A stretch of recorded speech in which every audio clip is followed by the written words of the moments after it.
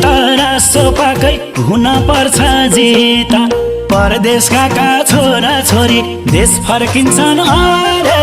नेपाल भाका बाउआमाले घन्टीमा भोट गारे मनमा सजाइदेऊ